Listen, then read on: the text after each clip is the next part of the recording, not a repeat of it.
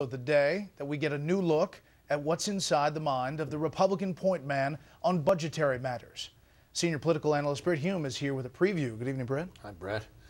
On Tuesday, House Budget Chairman Paul Ryan will, for the second straight year, unveil an aggressive budget intended to pull the country back from what even the liberal economist Alan Blinder calls a fiscal cliff.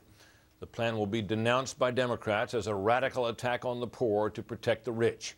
It will not touch Social Security, but it will reform Medicare by turning that open-ended benefit program into subsidies for health insurance with limits. The first-year savings would be modest, but over a decade, the plan is estimated to cut spending by $5 trillion below current projections. It will also propose to reform the tax code, substituting two rates of 10% and 25% in exchange for closing dozens of loopholes.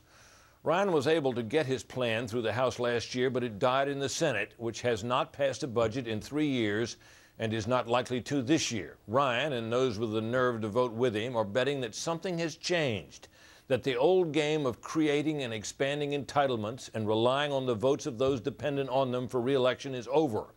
That game always worked while the economy grew fast enough to pay the bills. But the bills are now being paid with borrowed money, and alarm over that is at historic highs. So Ryan and company will climb out on a limb, hoping that this time the voters won't let the opposition saw it off. Brett? And that's all this year? Well, the plan will be proposed this year. Ryan expects to be able to pass it through the House, as he did a similar plan last year. There's no real hope the Senate will act this year. So this is all really about next year, when it is hoped there'll be a new president and a new Senate, and the chance will come for these House Republicans who are now in the habit of voting for this politically dangerous stuff to do it again and try to carry the Senate and the president with them and avert the fiscal cliff that looms.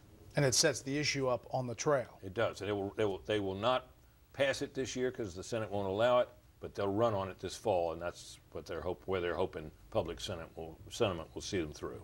All right, Britt, thank you. You bet. Crude oil